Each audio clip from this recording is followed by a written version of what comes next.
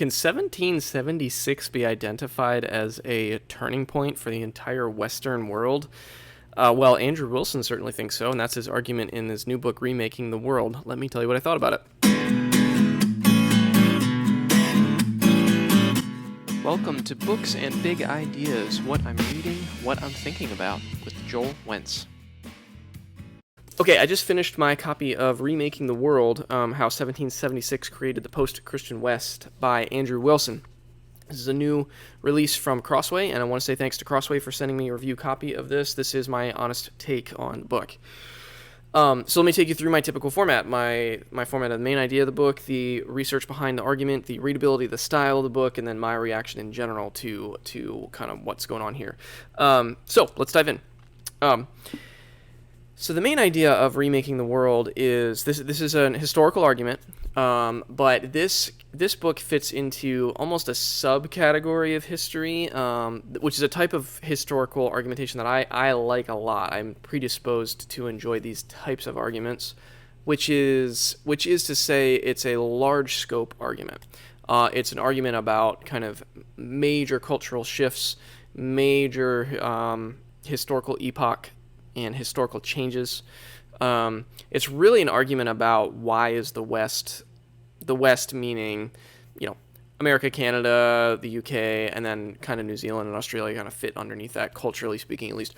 Why is the West what it is? That's kind of what the book is about. Like, what are the historical causes? What are the historical events, the historical figures, the ideas?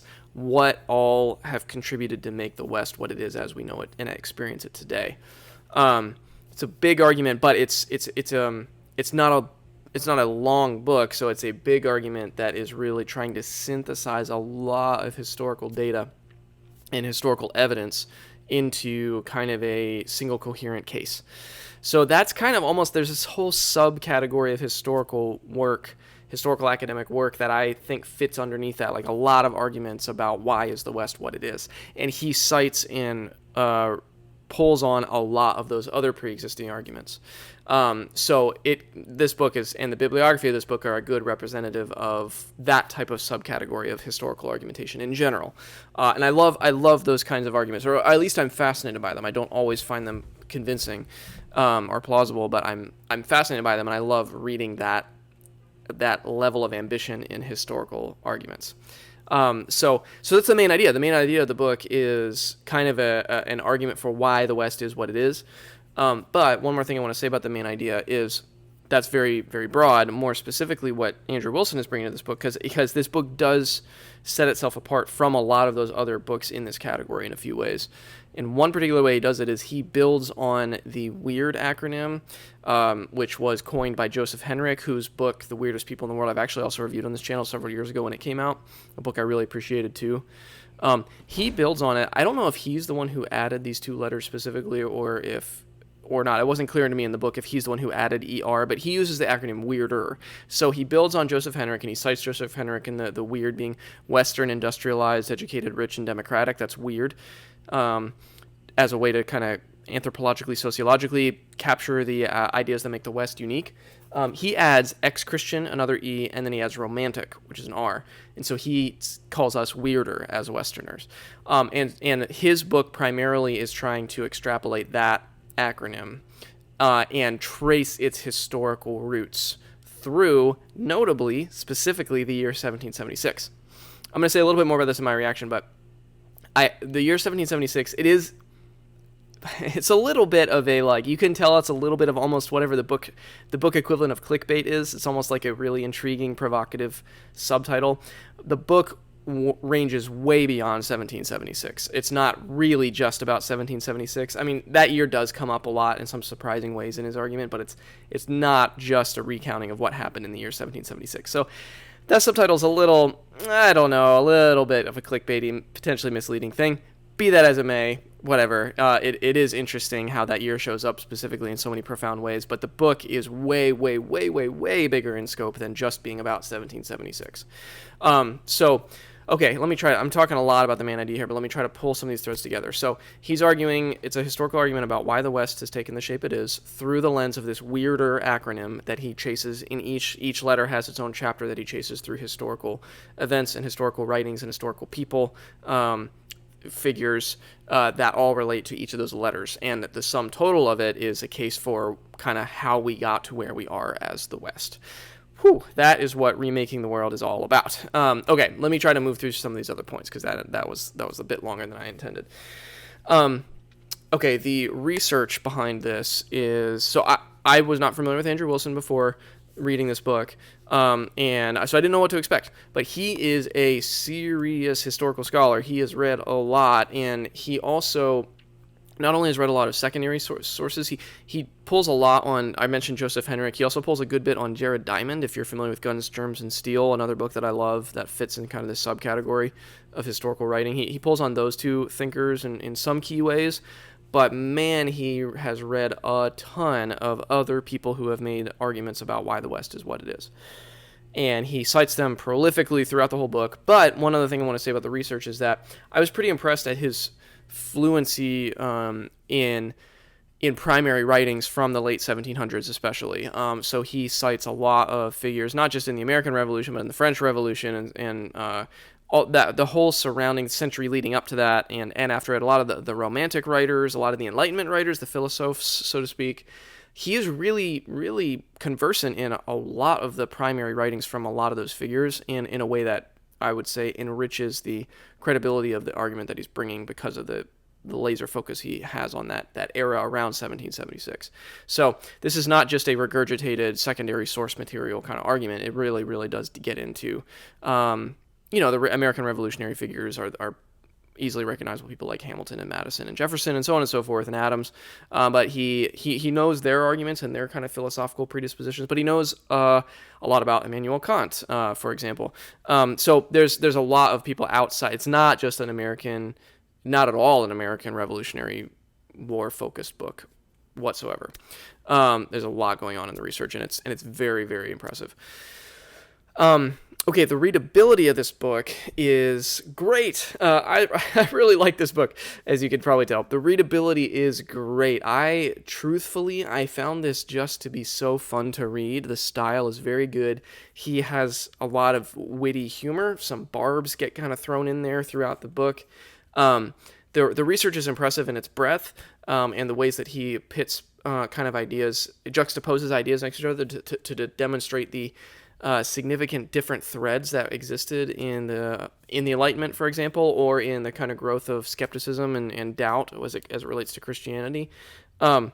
He does all that stuff with just kind of with a flourish and with a confidence and with a lighthearted touch where appropriate. Because there's some heavy stuff in here as well, like a lot of the violence and the French Revolution stuff. He talks a lot about race and racism in certain chapters.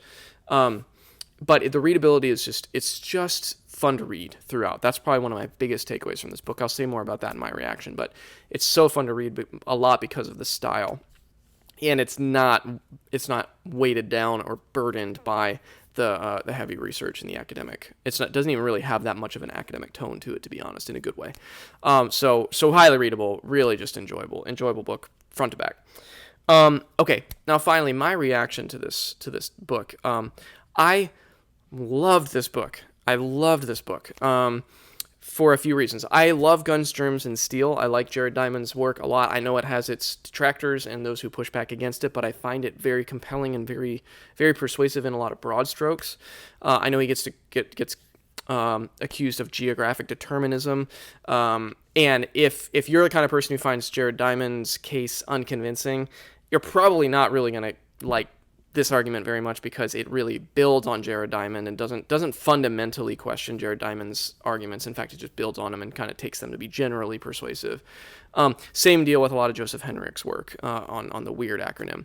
This doesn't really fundamentally question any of those premises. But I loved this. I like Joseph Henrich. I like Jared Diamond. I really like the spin he's offering on some of that with those 2 extra letters. I found every single chapter that breaks down one of the letters of that acronym so fun to read and so genuinely illuminating in key ways. I love that he includes the romantic as an aspect of the Western world. I think that the romantic response to the Enlightenment is really important to incorporate into any sort of understanding of Western culture and Western movement through history. So I thought it was really smart. And I also love the inclusion of the ex-Christian. And he is a Christian historian, so he brings a certain lens to this whole discussion that I found really refreshing. But he's so thoughtful in his discussion of the growth of doubt and atheism, and kind of in the wake of the loss of Christendom and the advances of Enlightenment deism and those sorts of things. His discussion of Franklin's profound edit to these truths being self-evident as opposed to being sacred is a great argument and a great snapshot of a lot of the bigger trends that are happening as he's pointing them out. So all that stuff is so fun to read. It's just so he's a very pleasant historian to just be in the company with in the form of this book. It's genuinely enlightening. I found it really helpful in certain stretching and adding to certain paradigms. It didn't fundamentally shift or question any of the paradigms I kind of brought to the book, but it really enriched and stretched and enriched them in some key ways that were extremely helpful. Now, I will say, so I do want to say, by way of kind of recommending or not recommending this book, hopefully all my comments have helped you discern whether or not this might be a book you would enjoy. I will say the weight of the book is in the historical argument and the historical research and the historical tracing of certain themes and threads. That is to say, there isn't a lot, page for page, there's not as much on the modern day implications or applications of those arguments. So if you're a person who's coming to this book looking for that, like looking for okay, so what? So then what do we do as Christians, as ministry leaders, as just people living in the West? This book offers some thoughts, to be sure, at the end, but it's not heavily weighted on that. It's much more centered on the historical look back. That being said, if you love history, and I really mean this, if you love history and historical reading, this book is just kind of a feast. It's just so, like I said before, it's so enjoyable. My big takeaway from this book is just how fun it is to read and how fun it is to gain these insights into these figures, and also to gain some more nuance in how the different strands of the Enlightenment played out, how the different strands of atheist skepticism played out. The argument of kind of economics about the R letter and the rich letter of weird and weirder. That chapter is really, really fantastic. His discussions, the ways that he handles the topic of race, and especially the certain attitudes that different figures held in the Enlightenment as it relates to race, is really, really, I think, deftly handled and sensitively handled and done well. So there's just so much in the historical lens. There's so much I loved about this book. And I would, if you like the people I just mentioned, if you like big arguments like Charles Taylor's arguments, who he also relies on a little bit in this book, if you're just interested in what sets the West historically and globally and geopolitically apart from a lot of the rest of the world and the rest of human history, Remaking the World is a fantastic book to spend time with. So there you go. I think I've said enough about why I love this book, and I think I've said enough about that you will be able to tell whether or not this is something that will resonate with you. But those are my thoughts on Remaking the World by Andrew Wilson and published by Crossway.